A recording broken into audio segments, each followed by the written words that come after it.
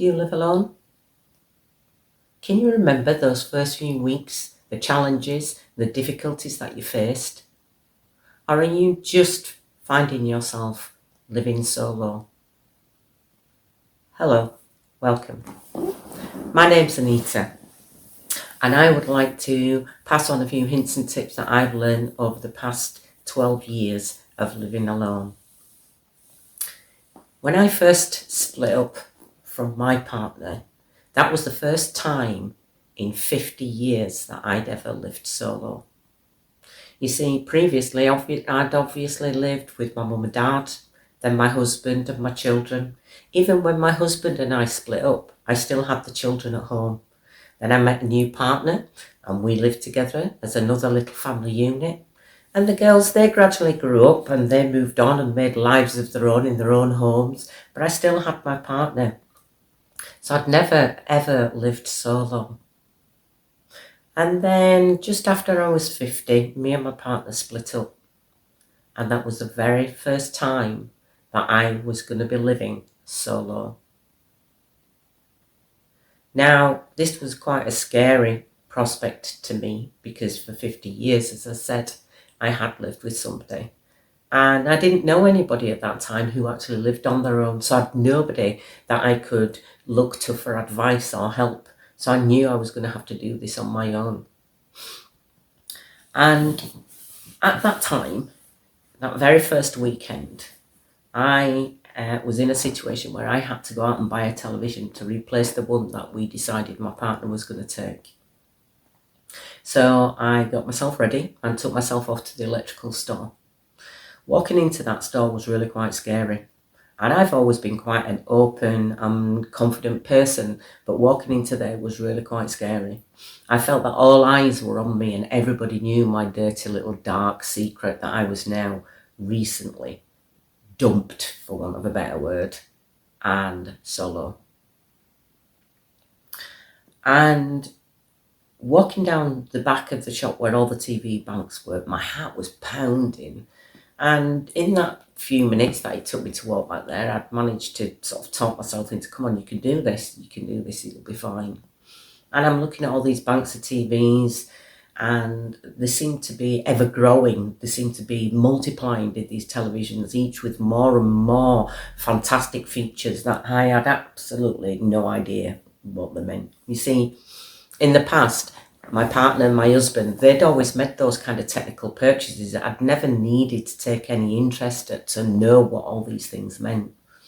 But fortunately, a young sales assistant came across and asked if he could help. I told him I was looking for a television and pointed in the direction of one that was about the size that I wanted. And this is when the scariness really, really kicked in, because he started talking technical. He started talking jargon to me, very nicely, but I was just looking at this young man, staring into his face, thinking, what on earth are you speaking to me about? I have not got a clue. It honestly was like he was speaking a foreign language. And I could feel at this point my throat was tightening, my heart was beating, absolutely beating out of my chest, and then my eyes started filling and tears started rolling down my face. So I mumbled some pathetic apology and scurried out of the store and ran back to my car. So I sat in my car and basically cried for 5 or 10 minutes, feeling immensely sorry for myself and thinking, what on earth am I going to do? Luckily, the logic side of me came back and told me to get a grip. And, you're a grown adult, get yourself back in there. It's just a television. All you're buying is a television. So I did go back in and managed to make the purchase, made my apologies to the young man, actually explained my situation to him, and he was ever so kind. And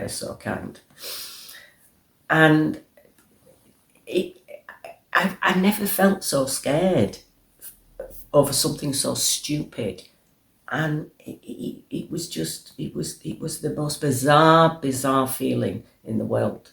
But after I'd made that purchase and I'd got my TV home, the one thing I did feel was immensely proud proud that I'd done it, and this ordeal hadn't ended me, for want of a better word. I was now empowered. I could buy a television for the first time in my life. I could buy a television. And the one thing it taught me there was, there's always somebody there to help. Always, even in these scary times. And the scary times, really, they're not that bad. They're not that bad. But as the next couple of days and weeks came along, the one thing that I found was the really the hardest was the emptiness that I felt in the home. That just every room seemed strange to me. There were spaces where his trinkets and photographs and his belongings and pictures had gone missing. There were drawers that were empty, cupboards that were empty. And every room seemed to smell of his aftershave and remind me of the fact that he was not there and I was solo again. I felt like a stranger in my own home. I felt like I was wandering around like a parallel universe. So I decided I needed to do something about this. It was no good walking around a house that I didn't feel was my home. So I decided to start cleaning and clearing and moving my stuff around. The charity shops did really well because it was a really large purge that I did of my belongings, things that we owned together that really had no purpose anymore, etc. And eventually, as I'm clearing all round and I'm clearing out my wardrobes, and I went to what used to be his wardrobe, which was totally empty. And that's when the boost came. Suddenly, I realised I'd got all this extra wardrobe space and all these extra drawer space. And let's face it, what woman doesn't want extra wardrobe and drawer space? It was like my reward. The pain and the hurt that I was going through, this was my reward. This was a gift, my prize. And let me tell you, I was going to take advantage of every single inch of that prize and that reward. And I spread my stuff out and felt amazing that I knew where things were. I knew what I owned now. And I colour-coded everything hanging up on the rails and put things in drawers, a drawer just for one specific thing, rather than having to share all this storage space. The next thing I did is I decided to decorate, and that was brilliant again, because going to a DIY store and looking at paints and wallpapers and not having to either take photographs and come home and say what and fetch samples home, what do you think of this, what do you think of that, and then you've got a compromise of colours and patterns. I was able to choose them there and then and just think, yep, I'll do that room this colour, I'll put this wallpaper on that wall, etc. And that was just mind-blowing for me, was that. So I came home with all my purchases of the decorating tools and paint and wallpaper, as I say, and began redecorating the whole of my house. And I would do this on a weekend and on an evening. After work, I put on my favourite music, blast it out, sing on the top of my voice, and gradually I made this house into my home, and a warm and cosy home that I loved and really wanted to come home from work and spend time in. Now, the advice that I'd like to give to you, or the moral of this story, is when things seem scary, if you just take a step back, you'll realise they're not scary. It's just a path you've never been down before. And you never know what's going to be at the end of that path. And in my case, what I found at the end of that path, eventually, was happiness, contentment,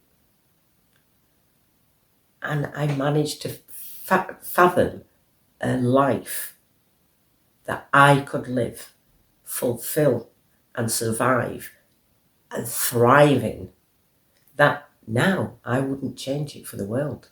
I honestly would not change it.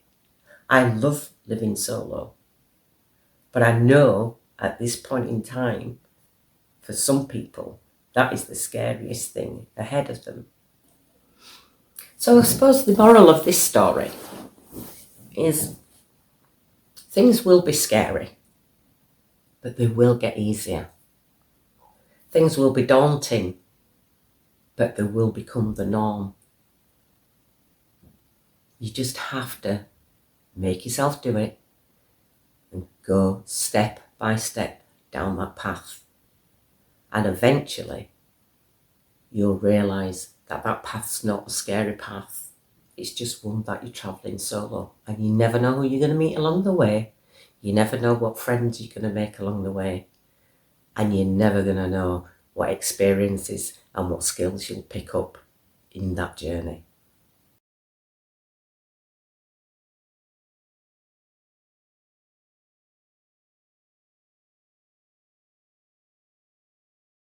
So thank you very much for watching and listening to my story. And if you found this helpful in any way, please consider subscribing, maybe give me a thumbs up. I'd love to hear your comments, and I will hopefully see you again soon. Thanks a lot. Bye.